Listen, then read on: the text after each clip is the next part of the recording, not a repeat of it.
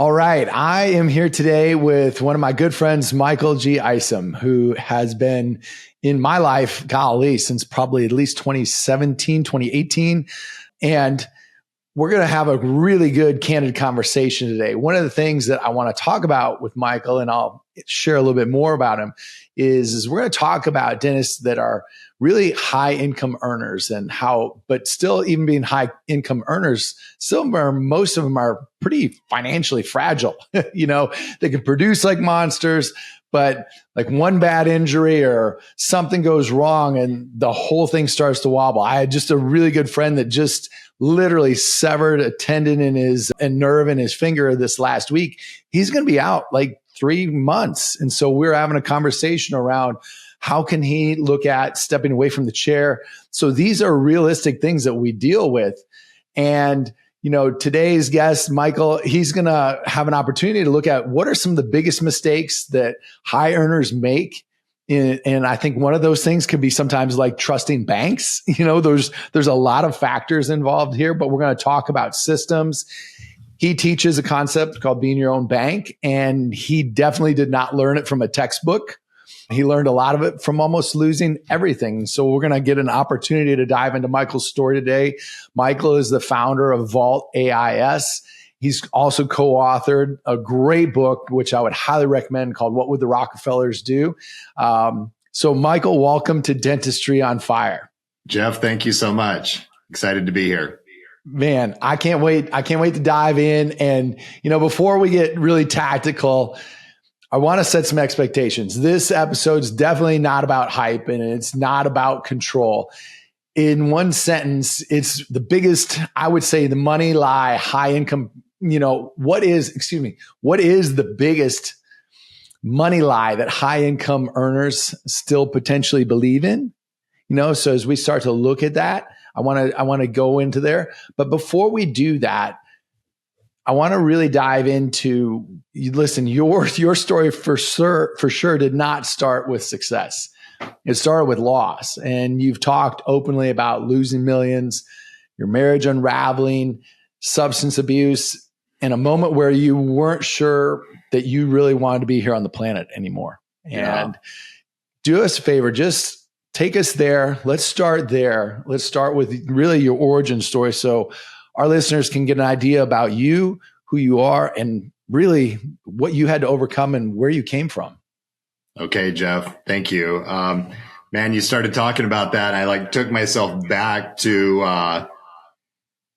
what I'll call my deepest, darkest pit. And I felt it just starting to well up in my throat right here as you were saying that. So you can't see it completely, but on the other side of this Christmas tree is a little motorcycle. Let me turn the camera here for our motorcycle enthusiasts.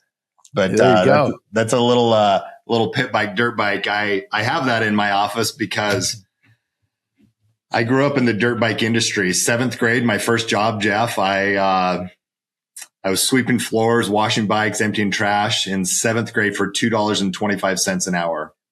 But back then, that's how I know, right? That was a lot of money back then. I'm 54 years old, so that puts it into context. That's how I paid for clothes for school and dating girls, of course, and parts for dirt bikes. When I got into college, I started to sell cell phones. And this is when my entrepreneurial career really took off, but I didn't know it was going to be that. I thought, hey, great part-time job while I'm going to college. My first 30 days in 1993, I made $20,000 selling cell phones. Wow. Remember the big Motorola brick phones? Yes, absolutely. Yeah. So I'm selling those. I'm going to college. I meet my beautiful wife, Wendy. We have our 2 kids, Kennedy and Caden. And man, I'm making this cash every single month from 93 through 99. And the inflation ratio of that's around 80 grand a month. Now, I was 22 years old when I started making that kind of money. And that's 10 times what I was making at the motorcycle shop. Sure. So that got me involved in investing and money. And I didn't know anything about money. So I got into the financial services industry. And that's when I met Ray, Les, and Garrett. Okay. And one day Les came to me years into the business and he said, hey, I've got this investment opportunity with Investor Guy. I think you may want to take a look at it. I trust Les, of course. And he's like a brother to me. And so I meet with Investor Guy. I do my due diligence. It looks pretty good. Investor Guy promises to pay me 5% a month on my cash. He was doing hard money lending in real estate. So I give him 50 grand, $50,000, 5% a month. That's $2,500 a month checks that were coming into my life on this 50 grand. So I'm thinking, I'm going to give him another 250 grand. Now I've got 300 grand with him. The checks kept coming. So then I give him another 500 grand on top of that. Now I've got 800 grand with Investor Guy, hard money real estate lending, 5% a month on my cash. Then I'm thinking to myself, I wonder if my client Joe, Bill, Kathy, maybe they'd want to get involved in this. Sure. Next thing I know, we have $10 million with Investor Guy, and the checks kept coming every month until August of 2007, no checks. September, no checks. And I'm freaking the fuck out. Yes. I'm calling Investor Guy. He's not taking my calls anymore. I empty my own bank accounts over the next 4 months just to make minimum interest payments to my clients. Oh, man. But during that time, Jeff, I get a phone call. Answer it. Hello. This is Special Agent Mark Jones from the FBI. Oh. Yeah, that's the throat feeling that I got a few minutes ago when you started talking about it. That was part of it. I meet with the FBI. Next thing you know, I'm signing a deal with the feds. They're taping a wire to my chest. I'm sweating profusely in this interview, but it's too late. It's too late because the cash is completely gone. Over $10 million of my client's cash completely gone. Over $4.8 million, Jeff, of my family's life savings completely gone.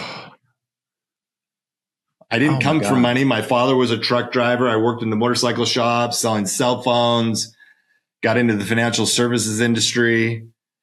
Well, needless to say, that started my biggest, deepest, darkest pit because I couldn't keep the company together.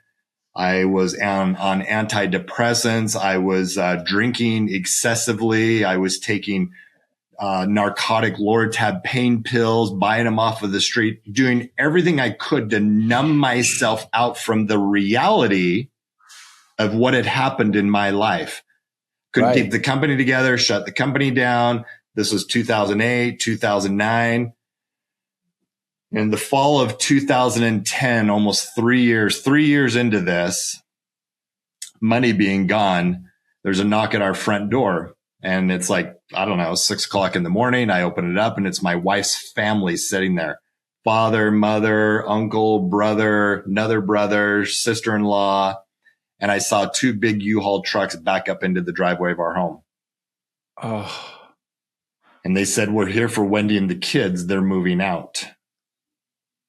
Oh my. You know, I'm drinking excessively. I'm a complete asshole to everyone around me, more so to my family. And I knew I wasn't healthy. I knew that in my core, even though I didn't want to accept that reality. But 12 hours later, I'm alone in this home that we had on the bathroom floor. And I'm pleading to God, why, God, why? And I load a bullet in the chamber of a Ruger P89 pistol and I press it up, bullet in the chamber, press it up against the roof of my mouth. I'm ready to end my life over money. And Jeff, thank God to this day, I can still feel this. I felt a rush come over my body that I'd never felt before. I carefully set the gun down. And I promised to God and I promised to myself that I would extract the lessons that led to that point on the bathroom floor, apply those lessons in my life and teach them to as many people as I possibly can. Hence the books, being on this podcast with you. I met you in Wake Up Warrior, one of the training programs that's assisted me to extract those lessons. Our mentor, common mentor, Garrett White. And now today, I'm happy to report not only have I earned back all that cash that I lost, Jeff, that I'm going to be sharing in this podcast that I've shared with you and Cami and many other clients across the nation. But 45 days later, after my wife leaving me, I completely sobered up. And I moved back in with my wife and kids just before Christmas, like right now in 2010. Wow. And I went to work. I went to work to extract those lessons.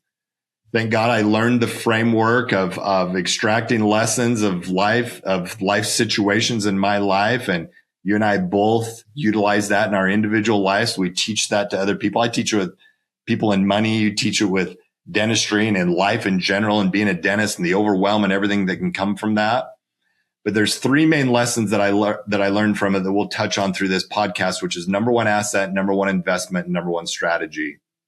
Yes. Yeah. I'm super, super excited to dive into that. And Michael, listen, thank you for going back to that place and taking yourself back to there. And, I know that there is somebody out there right now who's feeling that same type of pain, who's feeling that same type of hopelessness and is contemplating, do I want to stay here? Do I want to stay here on this planet? Or is this planet better off without me? And what I want you to know is that you're here for a reason. There's no accidents. God put you here on this planet for a reason. And your birth is your worth for sure. And just as Michael luckily did, putting down the gun after he felt the rush come through him, in 45 days, he turned his life around because he decided to put in the work and he decided to follow what he was being told to do. And that's what's so amazing about this. And Michael, I appreciate you sharing that with us in such a beautiful way, because it's not easy. And the reality is that we all have darkness and we all have dark times and we all have our own pit to work through. And I just want you to know, if you're listening to this right now, you are not alone. And that's one of the biggest things that, if I can just expose anything, is the fact that as we go through tough things, a lot of us tend to draw back or to isolate. Yep. And that's the time where we actually have the best opportunity to lean into people, whether it be friends, family, anybody that you can actually lean into in your world. I would highly encourage you to do so. Please 100%. Do that. Yeah. So Michael, thank you for going there. One of the things that I think we definitely need to discuss is this pressure. Money can create a huge amount of pressure on people, right? And what did that pressure expose about your identity as a provider even? Yeah. Let's go there. That's I mentioned number one asset, number one investment, number one strategy. I call it the AIS triangle. The number one lesson, the first lesson of the top three for me was number one asset. And you mentioned the book, What Would the Rockefellers Do? We're going to talk about that. We're going to talk about the banking and why and how we can utilize that. But I also wrote a book called What We're Worth. And I'll make both books available to your audience for free. But that book, What We're Worth, is all around number one asset. We all, if we're in business, if we're a business owner, we're a dentist, we're running a practice, or may have multiple locations, we're very familiar with a financial balance sheet. Mm-hmm. Financial balance sheets have assets and liabilities on there. Assets minus liabilities equal the equity in our financial balance sheet. We have a $3 million practice, but we have $1 million loan against the practice. We have $2 million in equity in our practice, and we can do it personal and business. That's a financial balance sheet. I had my personal identity wrapped up in my financial balance sheet. So when I lost that, most people do. Yeah, most people do. We do, don't we? Yeah, for sure. I did. I didn't come from money. My value from 7th grade all up through school, being able to pay for clothes, date girls, buy things that I wanted in my life, came from my ability to produce and exchange. And those dollars, my identity was wrapped up in that. And then I started selling cell phones, and my God, I'm making 20 grand a month as a 22-year-old in 1993. That's huge. My friends are starving, going to college, eating top ramen noodles, and I'm buying rental real estate and doing all this investment stuff, right? Yes. So when my financial balance sheet went to a negative 4.8 million and I had rental properties and real estate, we all know what happened in 2008. Big crash. I was upside down. All this stuff happened. It was this perfect storm in my life. Because my self-worth was tied up in my financial balance sheet and it went to zero, it actually went to a negative, I felt worthless. Yeah. And how many times, Jeff, have you felt this, or have you experienced other dentists that you coach that have felt this when things are going well in the practice? They feel great. If their retirement account's going great, you know what I mean? Life's amazing. Then something happens, or they sever a tendon in their hand and they're 3 months off, and they feel what?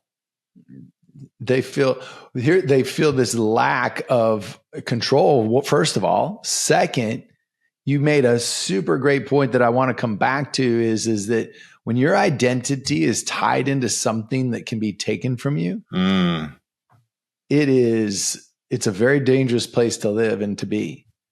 I mean, I see it not only with what you just shared, but also we see it in dentistry all the time with, like, listen, if something did happen to my hands and I wasn't able to produce and my whole identity is wrapped up in being a dentist, and if suddenly that's taken away, I'm going to spiral down real quick. Especially with an advanced degree of DDS after your name. We're not just talking an associate's degree. Right. We're not even talking a bachelor's degree. We're talking about advanced degree and all these years of education to get to that point.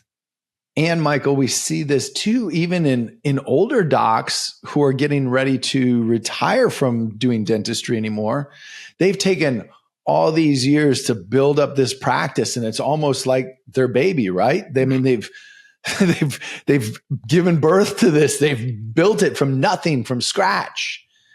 And then to leave dentistry and to pass that along, and there is such a great loss in their identity with that aspect too. I see that a lot. You know, as I get older, I get to hear that more and more from colleagues, and it's something that I want to be able to recognize. The same is true, like if your biggest identity is wrapped up in being a husband or a father, God forbid something happened to your family, but if that gets taken away from you, again, you lose that identity. And it's such a big part of it. And it's such a good point. Yeah. Yeah. So because of that experience for me and me seeking the solution, the lesson from that, I then identified another balance sheet that every one of us has. I have it. Jeff, you have it. Everybody listening to this, everybody in the world has this adjoining balance sheet. So we have the property value balance sheet that has assets and liabilities, but we have this other balance sheet that has assets and liabilities on it also. And that's what I speak about in this book, What We're Worth, is about this other balance sheet. And it's called our Human Life Value Balance Sheet, HLV, Human Life Value. I love it. Some of those assets on our Human Life Value Balance Sheet are our knowledge, our experiences, DDS next to our name, advanced degrees, our education. It's who we are as a person, our morals, our values, relationships with other individuals, family members, our family, our spouse, our kids, our grandkids. Those are assets on our human life value balance sheet. Now, there could be some liabilities.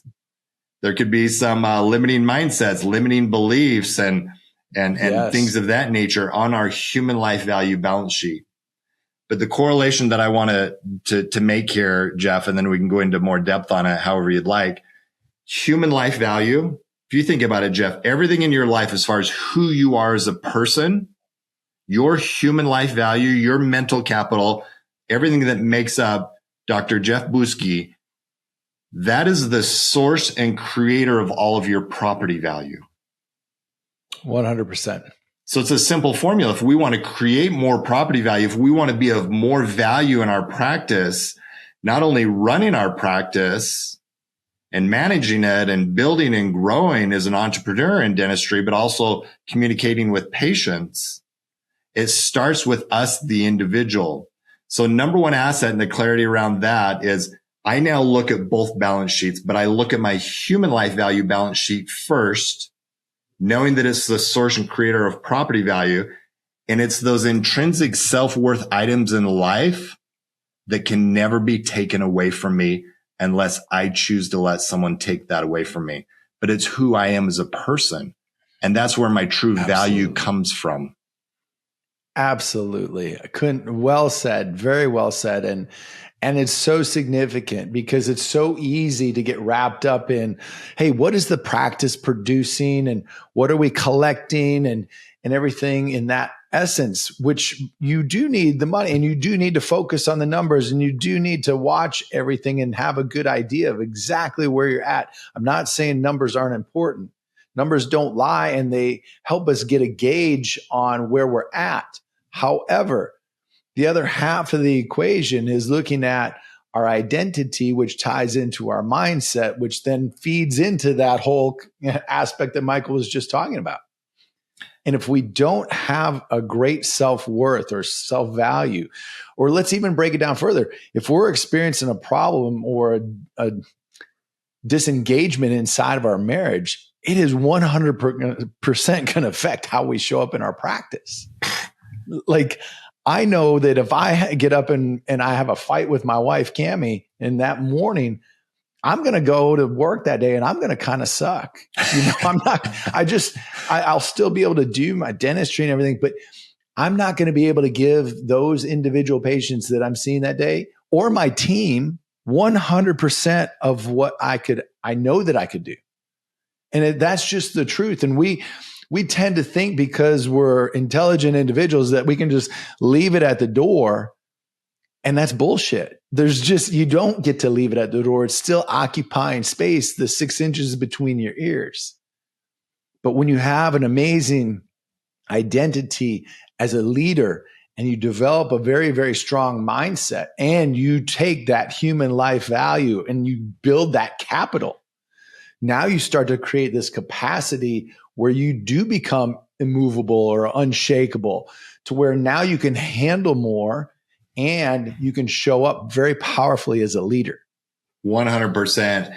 And Jeff, when we slow the noise, when someone works with you and they're able to slow things down and come to that reality, every single person wants that in their life. They just don't know how to get it because of all the noise and everything that's going on in their mind.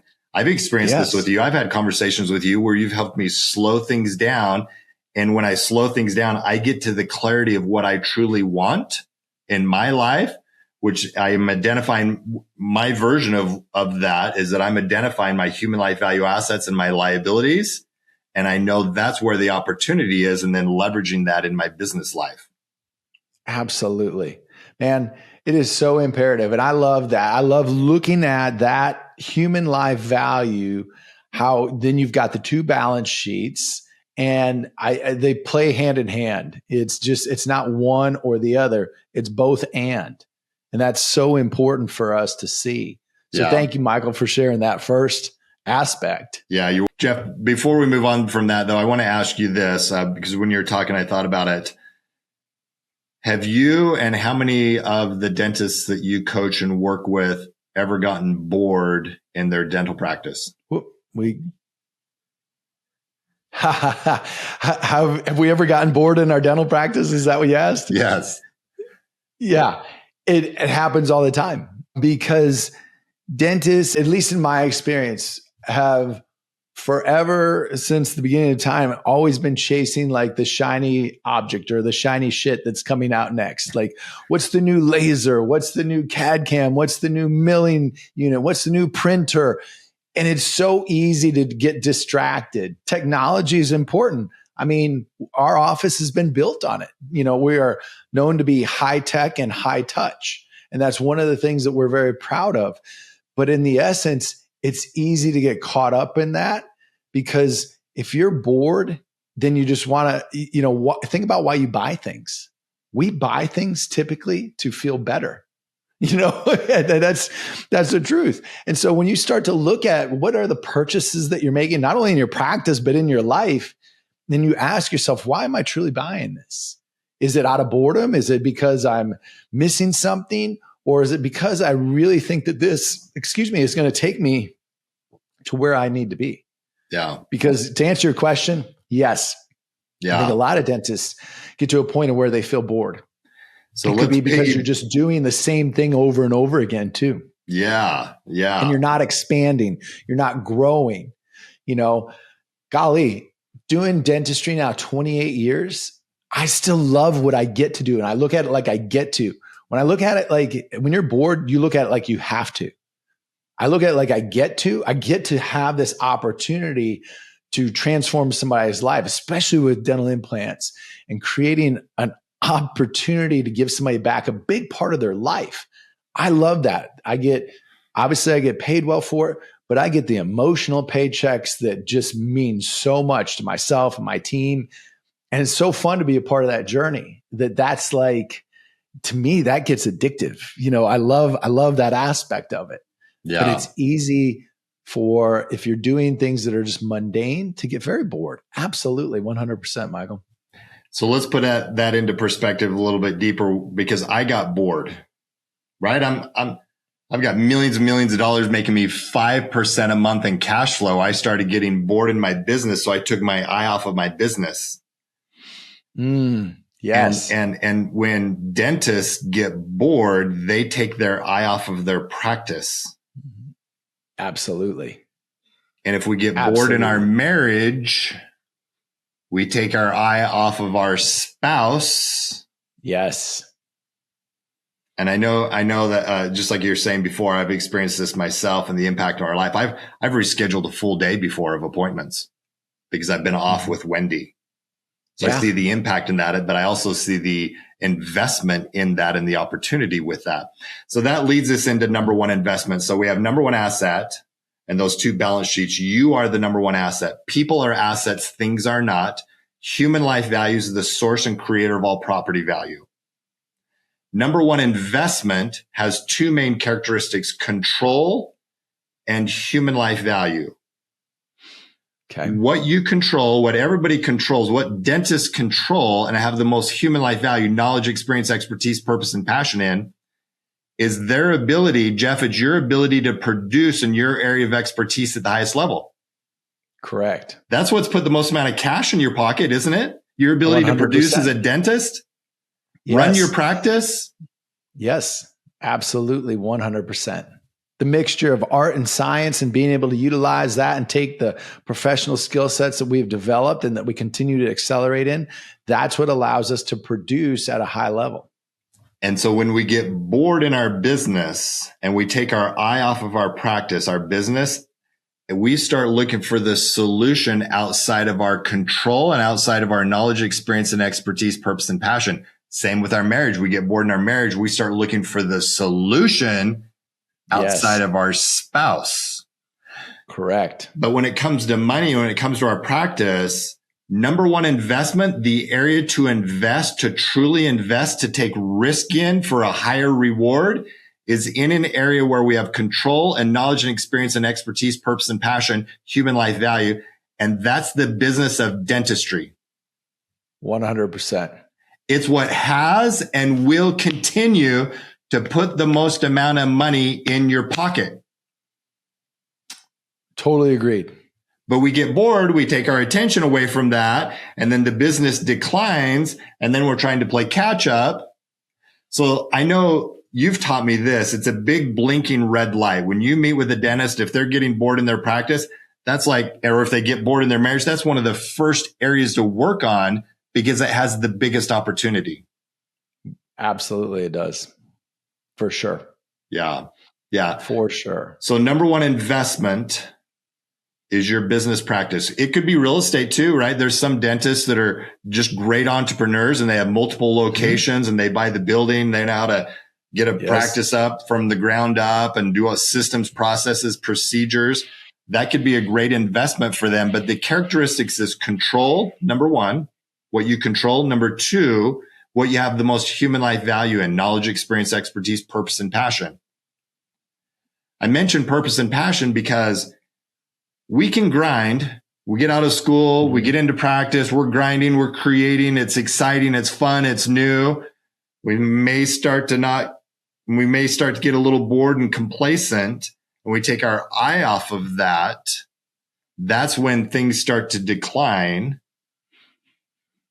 And so that big blinking red light is, what can we do to reignite our purpose and passion? Because we can do something short term and grind it out. But in order for it to last 28 years plus, like for your own career and many dentists that you work with and are friends with, we've got to have that purpose and passion to go along with that. So what is it going to take? And I know that's what you coach on, is how to reignite that purpose and passion, not only in their dentistry, but in their personal life also. Absolutely. It has to be there. You have to have, like, I think of it from this perspective too, that, listen, we have to have a vision, and a vision that's bigger than ourselves. And I think one of the most dangerous people on the planet is a man without a vision. Because you end up either bored or angry. And if you're angry, you're going to burn shit down, because we like to build and we like to create. So you will either, out of anger or boredom, typically burn something down so you can either rebuild it or try to recreate it in a different way. So when you have a vision and you tie that into purpose, now you become dialed in, and it's like the racehorse with the blinders on. Now you're focused, and now you can start to accelerate down the track because you know the direction that you're headed. And when it is something that's bigger than you, it's so much easier to take and enroll your team in that too, because they see the vision, they see it, and they can put their eye on the prize. And it helps keep them from getting bored, and allows you to step in and lead very powerfully. 100%. And Jeff, your ability to assist someone with slowing that noise to come to that clarity, when they get that clarity, everybody wants that. Every client that I work with wants it with their money. Every client that you work with wants it in their practice and in their personal life. They all want it, but there's just so much noise going on out there. It takes the ability to have someone like yourself or myself coach them in this area of their life to be able to slow that noise and to have that clarity. Yeah, there is so many things coming in, a barrage. Listen, you just open up your phone and you're hit with a barrage of noise every single moment of the day. It doesn't matter what time of day. And we're being bombarded with information. It's not the fact that we need more information, Michael. I think you just summed it up really well. A lot of it is about putting the bumpers up so that we can stay in our lane, and that so we can lessen the noise and the distraction out here, and so that we can actually really focus on what God has called us to do with our purpose. Yep. That's exactly right. So number one asset is you. Number one investment is what you have control, knowledge, experience, and expertise in. For 90+% of our listeners, that's their practice. Yes. Number one asset, number one investment, number one strategy, AIS, number one strategy. When we have money come into our life, we want to invest it back into ourselves, back into our business, systems, processes, because that's our number one investment. That's the best place to take risk. We want to truly invest, not gamble. We don't want to gamble. Right. Gambling is taking money and relinquishing control of it and taking risk on it in an area where we don't have knowledge, experience, or expertise or human life value. So we want to invest. We don't want to gamble. When we're going to relinquish control of money, this is number one strategy. And this is when we're going to talk about becoming your own banker and that whole concept and why it fits with number one strategy. Jeff, you're living this. I'm living this. Every client that I work with lives this. When you relinquish control of cash somewhere where you don't have knowledge, experience, expertise in that area, keep it guaranteed, protected, and liquid. Yes. So as you're building a big dental practice, build big cash reserves that are guaranteed, protected against creditor claims and lawsuits, especially with DDS after your name, and liquid so you can access those funds strategically that we're going to talk about. But by having that, it creates certainty. Definitely. And such not only certainty, but also peace of mind. Yeah. Such significant peace of mind, not only for myself, but also my family. And listen, if you're a male dentist listening to this, think about what is one of the biggest things that your spouse, your wife wants. She wants to have safety, and she wants to have certainty in her life, and to feel like everything is protected. And that's how you can show up as a provider when you start to set these things up appropriately, right, Michael? Oh, 100%. That's the ability to leverage it. So, Jeff, before we go into it more, and I want to hear from you because you're a lot closer. I mean, I have several dozen dentists as clients, but you're not only a dentist, but you coach on it. But when a male dentist, doesn't have this certainty in his life, what is life like for that individual? And it is like a roller coaster. There is ups, downs, and that's the other thing too, that when your productivity is impacted, you might have a huge production day, and then the next day it's a low production day. Well, guess what? Your emotions are going to go along with that pendulum. And where do you think you also bring those emotions? You're going to bring them into your home a lot of times. And oftentimes what we would find is that we give the best of ourselves to our patients, and then we bring the worst of ourselves home to the people that love us the most. Gosh damn it. And so we see that routinely. And that's one of the biggest things, that when you don't have that certainty, you're just on this emotional roller coaster ride. And because you don't know what's coming, and you can feel that, like if something does happen, like we talked about, like if nerve gets severed or you lose the opportunity to work with your hands, you don't know what you're going to then look at having to do. Your back is then completely pressed up against the wall. And having some of that certainty and that peace of mind, I will tell you, opens up this emotional bandwidth inside of your brain that allows you to have creativity, that allows you to actually connect and be able to walk through and think through problems, and to see things with clarity, and to then make decisions with certainty. That, again, I'm going to come back to, it allows you to actually show up as a very intentional leader. And leadership is something that is missing so significantly.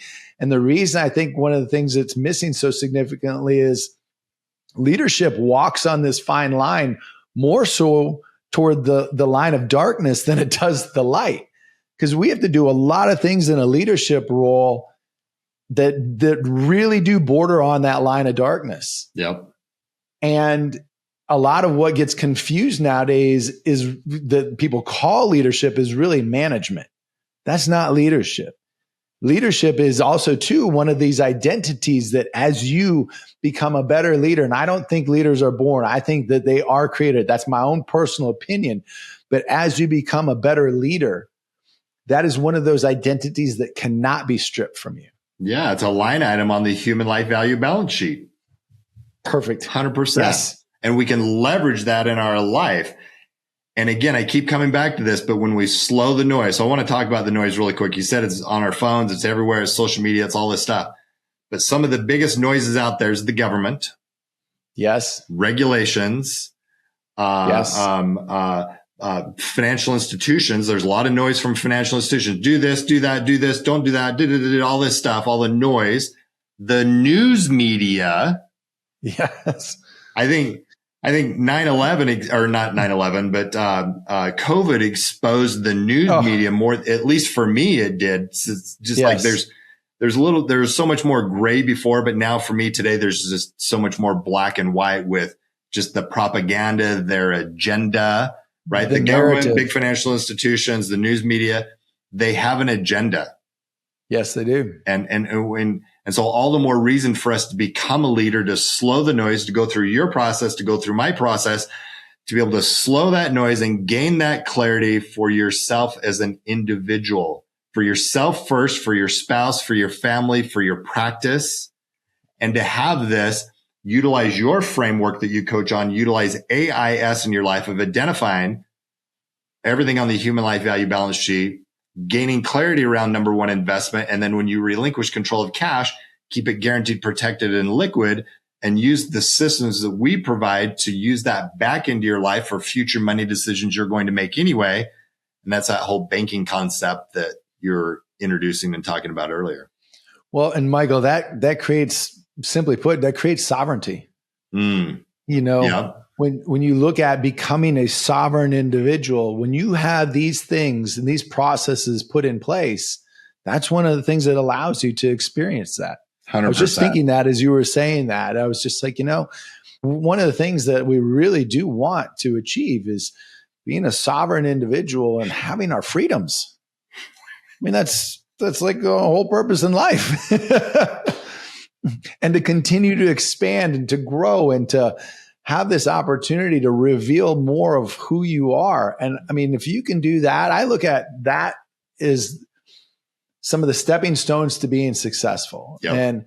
And success is defined differently for everyone, meaning that it could be a number for somebody. It could be days work for others. It could be, you know, things revolving around family. My simple definition for success that I've come up with for myself is that really creating and having a life that I love waking up to. It's that simple for me. And when I can do that and have that, then I know that I'm successful. Yeah. And my success doesn't have to look like anybody else's, and nobody else's has to look like mine. You know, at the end of the day, what we're after is how do we do this and how do we create this? And so, you know, what I'd love to jump into, Michael, is without a whole lot of maybe buzzwords and everything, just give us an idea of like, what does being your own bank actually mean? Because there's individuals out there who have no idea even what this concept is. Some of you guys out there might have heard it. Some of you guys might be utilizing it, but we're going to dig into some of these things today so you get a better understanding of it, how things can be utilized. I'd love for Michael to talk about, especially the protection piece and the liquid piece, but one thing at a time. Just give us the simple, you know, definition of what does that really mean, being your own bank? Yeah. Okay, great.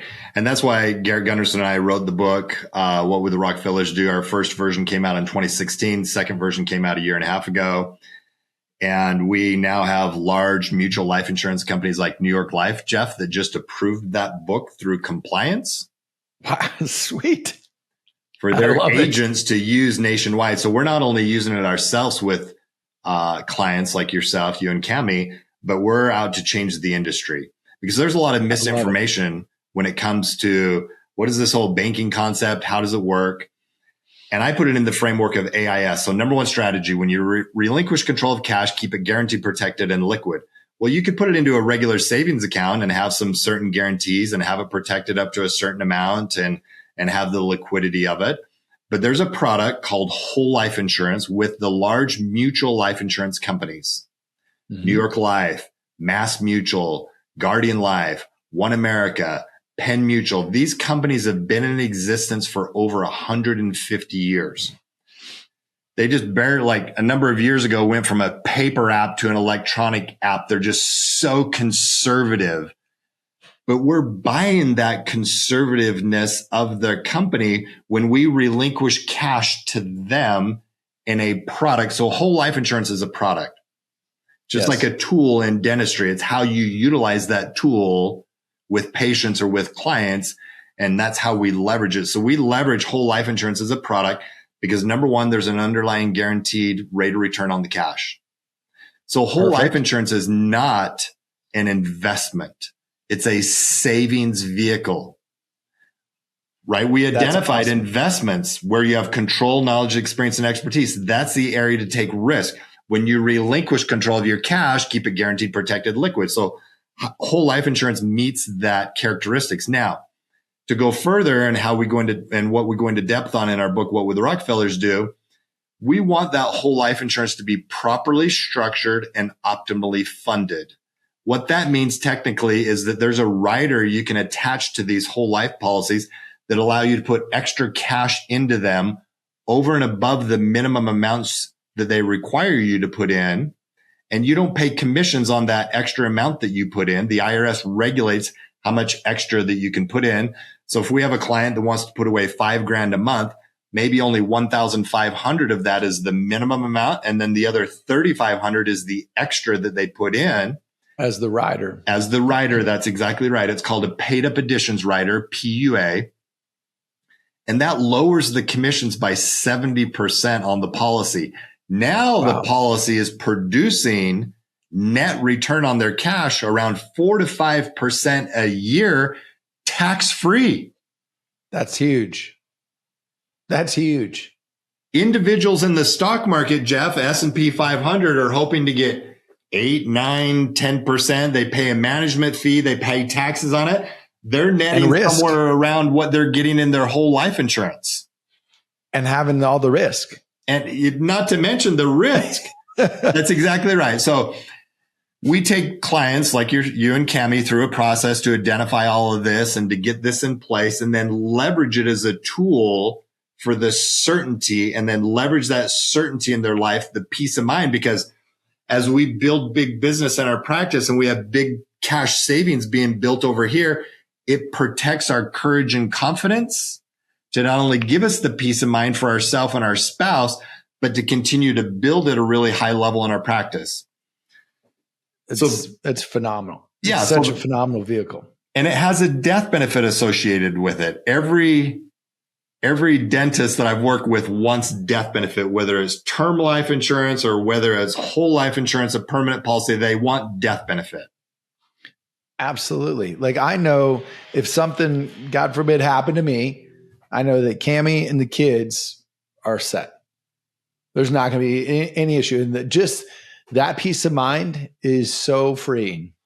And just to know that, you have to make a very uncomfortable call, but at the end of the day, my wife and children would be taken care of. Yeah. And that is, you can't put a price tag on that. So because we can't put a price on it, that's one of the first things that I identified with you and Cammie. That's the first thing I identify with clients is just death benefit. What's that dollar amount to replace the economic value of that dentist in the family, of that economic force within the family? And then we put that in place. We do a little bit of term insurance. We do some whole life insurance. And we have that combination to protect the death benefit. We want to transfer that risk to the insurance company and allow them to manage that risk of death, which frees us up to stay focused in our area of expertise. And that's dentistry. That's our own business or career that we're in, because nothing will outproduce that. So transfer that risk, frees us up to not only enjoy life, but produce at the highest level. Let them manage that risk of death. And then whole life insurance has a cash value, this guaranteed rate of return. So we have cash building in there. And so let's talk about banking. Well, can you answer back up there? Because you just brought up something real quick that I think is very helpful. Just real briefly, explain cash value like I was a toddler, just because, some people might not have the best opportunity to know, well, what does that mean? Like, what is my cash value in that whole life policy? What does that even mean? Great. Okay, good. Thank you. So there's term life and there's permanent whole life. Term insurance is like renting a home or renting a piece of equipment versus buying it and building equity in it. So we can rent it, and we rent it. I own some term insurance, but I also have whole life insurance, and we rent equipment and we buy equipment. It's what strategically works the best. But like when it comes to a piece of real estate, we can rent that home or we can buy it. We can rent a building for our practice, or we can purchase it and build equity in it. So the cash value is equity in a policy. So let's say we have $1 million death benefit on a whole life insurance policy. And each year they're contributing $5,000 a month. That's $60,000 a year. It's building cash value in the policy after the first couple of years. Well, the first 2 years, it's building the $3,500 that I talked about. And then the third year on, it's building all $5,000 a month as a savings account. While it has a death benefit, it also has a savings account inside it that's building cash value, which is basically a savings account inside the policy. Beautiful.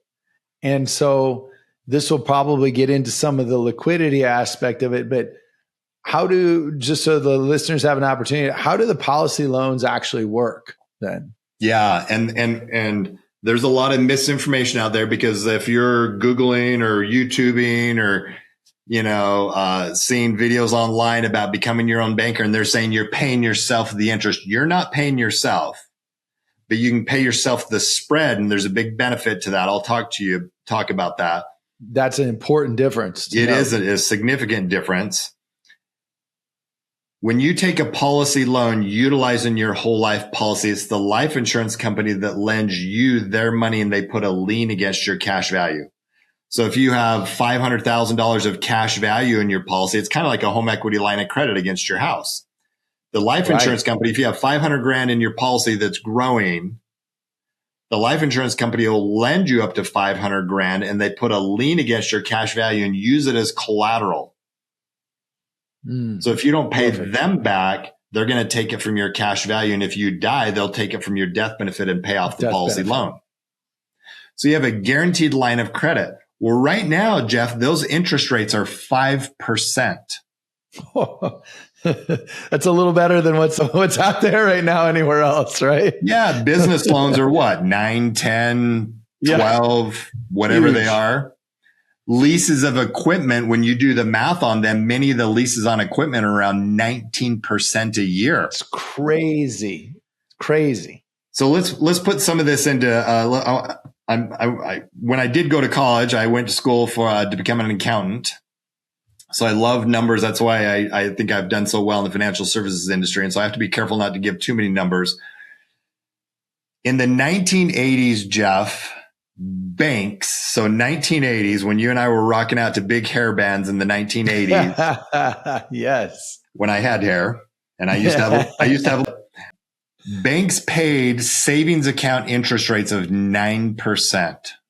Wow. Think about that. Holy cow. So you drive up to the bank in the 1980s and there's a big sign out front that says, bring us all your money. We'll pay you 9%. But if you walked around to the side of the bank, the mortgage department had signs that said, bring us the deed to your property and get a loan for 15%. Right. Right. So 9 to 15 is a 6% spread. It's a huge spread. But it represented a 66% profit. 15 is 66% more than 9. If you bought if you had to pay maybe a 3D printer, I'm not sure how all that goes on now today, but if you bought something for a patient for $9 and you sold it to them for $15, you made a 66% markup. That's what banks were earning in the 1980s from 9 to 15 was that 6% spread represented a 66% markup for them. So they're pulling everybody's money together, lending it out at 15, paying 9, and they're making 66%. In the 1990s, they lowered interest rates from 9 to 3 on savings accounts. So now they're paying 3%, but the average mortgage rate in the 1990s was 9%. Yeah, I see where all this is going. This is wild. So it had the same 6% spread from 3 to 9, but now it represented a 200% profit. Because if you could buy that same 3D printed tooth, they 3D print teeth now, right? You do. You can 3D print, mill. Oh, yes. Okay. So my limited knowledge, and I do have some of that in my mouth. You're doing great, man. Okay. But if you bought that for $3 and you retailed it to a patient for $9, you made 200% profit. It's great profit. So banks were pulling everybody's money together, paying them 3, lending it out at 9, and making 200% in the 1990s. So let's look at what's going on today. Today, interest rates are all over. They have come down recently. The Fed just dropped them another 0.25%. But a mortgage rate is around 6.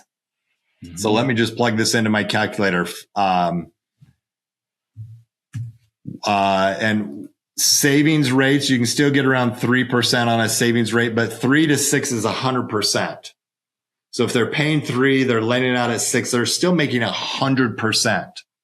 Yes. But not everybody's getting 3%. They have to have larger balances. So maybe they're getting like 0.25.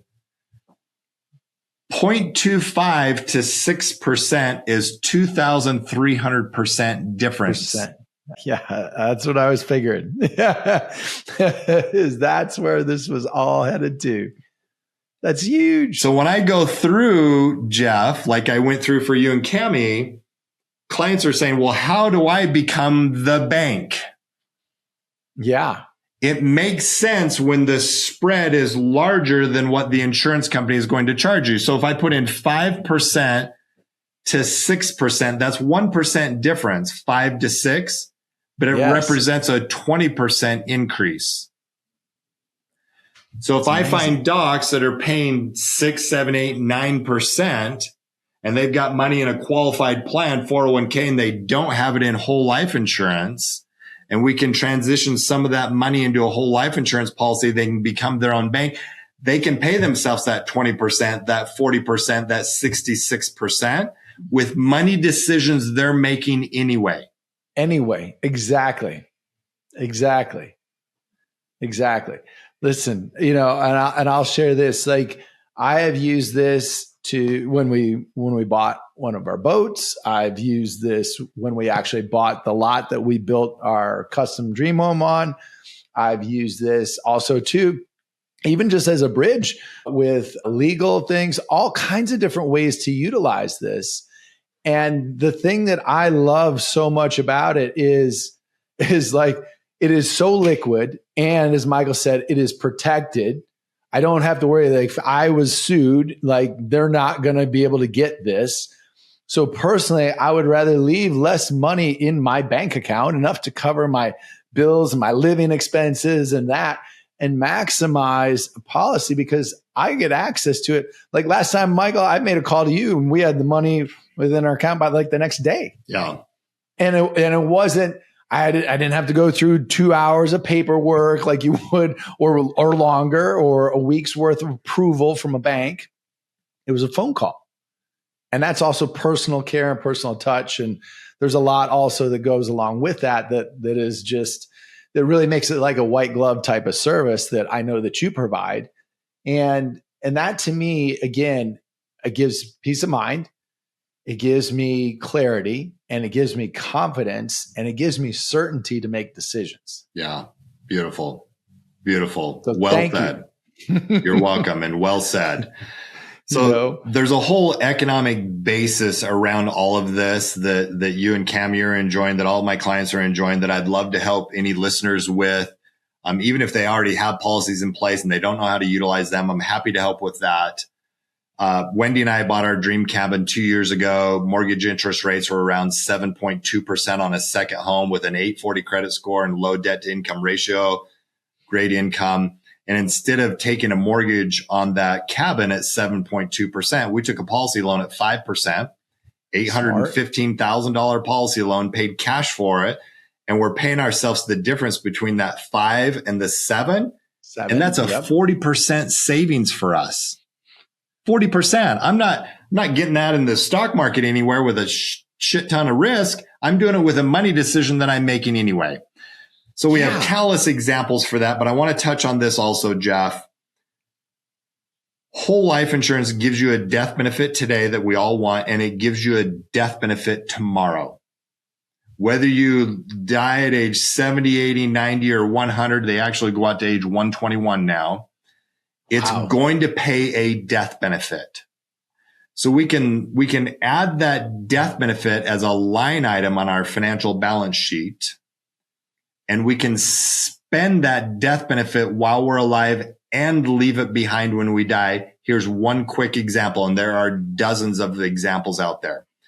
I'm in my home office. We moved in during COVID, April of 2020, build our dream home, build a home office here, and thank goodness we did. COVID, all that kind of crazy stuff that was going on. But our home's valued around $2.2 million. I'm 54. In 20 years, when I'm 74, which is wild to think about, that's only 20 years away, Wendy and I plan on doing a reverse mortgage. We're going to spend, so $2.2 million today in 20 years will be valued at just over $4 million. at a 3% inflation rate. Right. We plan on doing a reverse mortgage. It's a mortgage in reverse against the equity of our home. It's tax-free to Wendy and I. It's going to be about 160, 180 grand a year that they'll pay us and add to a loan against our home on the equity that's in it. And then when we die, our whole life insurance death benefits will come into our family trust and allow our kids to pay off the reverse mortgage and keep the home if they want to. But that death benefit gave Wendy and I the permission to even think about doing the reverse mortgage because now we have a way to pay it off when we die. That is so beautiful. And it's something that is, again, it's not something super complex to set up. It's just knowing the right systems and having somebody like Michael, who is an expert in this, be able to walk through and find out what is important to you. Like, just like that, that's something that's important to you and Wendy. Yeah. And there will be an amazing opportunity to leave that to your kids. I think there's so many amazing options out there for dentists. And really one of the things that I would love for you to look at is, listen, if you're a dentist, Michael, what do you think is like one action this week? If a dentist just decides to take one action in considering something like this, what would that one action be, literally, for them to look at, Michael? Yeah, I would start with the resources that we offer on our website at Vault, VAULT. I'm sure you'll put it in the show notes. It's called Vault A.S. The AIS is for number one asset, number one investment, number one strategy that we talked about. So vaultais.com/books, BOOKS. I told you before we started the show that I'd give all your listeners both the books for free. It is $9.95 for the shipping. You can go on Amazon and buy them for $20 a piece, or you can get them free on our website. Happy to send them to you. You can start with those resources, and in reading those books, and if you order the books, we're going to send you the audios for free also. That's awesome. That action item would be to just start being intentional about where you're at in your life and what you truly want if it's possible. Where am I? What do I want? And then I invite anyone listening to this to get into a conversation with me. I'll take you through that clarity, Jeff, just like you do with your coaching clients. What I do with my clients is go through that clarity, help take away the noise, limit the noise, narrow it down, and get clear on what they truly want. But I would say the action item would be to order the books, get them, but not just get them to start listening to them or reading them to get you in the mindset of maintaining control versus relinquishing control. And it'll help you see what's possible in your own life and help you slow down that noise would be my goal for everyone listening. Man, that's perfectly said. And thank you for the generosity, for offering the listeners the books. They're excellent books, by the way. And Michael, what is the best way I know you gave the website again, please say the website again, but what else is the best way? Any other ways that you want listeners to be able to contact you? I would say the website. Yeah. Go to the website. We have all sorts of learning material on there. You can contact me personally through the website. I know, Jeff, we'll plug this into the show notes, by the way, then too. Yeah. I think the website would be the number one place. Yep.